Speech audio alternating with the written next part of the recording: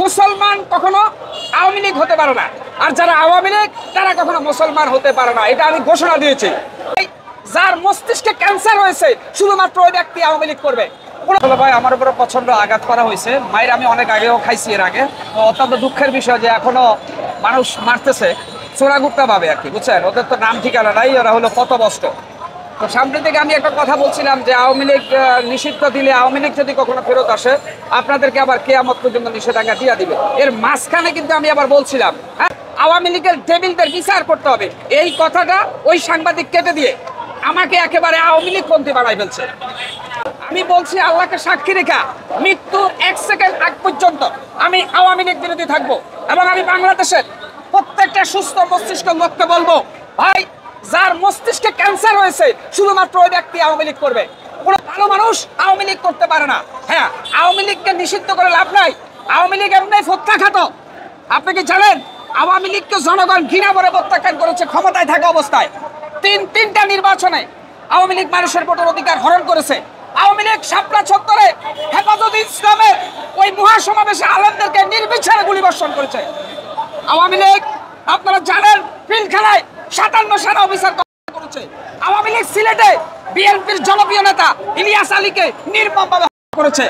এইভাবে আওয়ামী লীগের অপরাধ যদি আপনি আমাকে বলতে বলেন, আমি বলবো সমুদ্রের তীরে গনে, সমুদ্রের কূলে দাঁড়িয়ে যদি সমুদ্রের বালিকণাগুলো গলে শেষ করা যায়, তবু আওয়ামী লীগের অপরাধ শেষ করা যাবে না। আওয়ামী লীগ 15 বছরে এমন পরিমাণ অপরাধ করছে।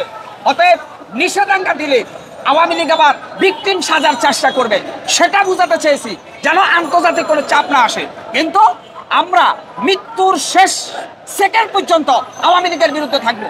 আর আমি বিশ্বাস করি আওয়ামী লীগ কিয়ামত পর্যন্ত বাংলার মাটিতে দাঁড়াতে পারবে না। এটা চূড়ান্ত সত্য। ভাই, আপনাকে মারছে কারা? আপনি কি বুঝতে পারছেন যে কারা মারছে? এখানে আপনার ওরা তো কোনো স্লোগান দেয় নাই, কথা কাটাকাটি রাখবার যে আমার মাইরা দিছে 7-8 জন। এখন আমি তো হকার মানুষ, বিভিন্ন জায়গায় মালামাল বিক্রি করতে যাই, ওদের কাছে চিনে রাখা সম্ভব না। কিন্তু ভাই, এখন কিছু করার নেই। দেশে কোনো আইন শৃঙ্খলা নাই, আইন শৃঙ্খলা ভেঙে পড়ছে। তো বাংলাদেশ জাতীয়তাবাদী দল বিএনপির আজকের এই ইয়েতে আমি আসছি, তাদের যে আজকে অবরোধ, আজকে ইশরাক সাহেবকে ঢাকা মেয়রের জন্য আদালত রায় দিয়েছে, সেখানে কেন গড়িমিছি হচ্ছে? আর ইশরাককে, আপনারা ইশরাকের পরিচয় জানতে হবে। এই মেয়র ইশরাক সাদেক হোসেন খোকার উত্তরসূরি। এই মেয়র ইশরাক অবিভক্ত ঢাকা সিটির মানুষের প্রাণবান্ধব নেতা সাদেক হোসেন খোকার ছেলে।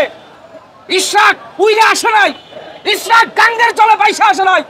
ইশরাক ঢাকাবাসীর মন জয় করে আজকে এই জায়গায় এসেছে। আজকে দেখেন এই ঢাকা সিটির চতুর্দিকে আজকে ইশরাকের সমর্থকে মানুষ রাস্তায় নামছে।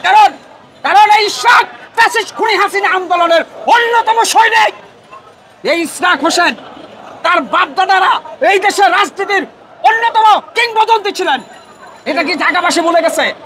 এই যে ইশরাক হোসেনকে মেয়র পদে শপথ করতে বাধা দেওয়ার উদ্দেশ্য হচ্ছে ওদের দুর্নীতি জনগণের সামনে বাস্ট হয়ে যাবে।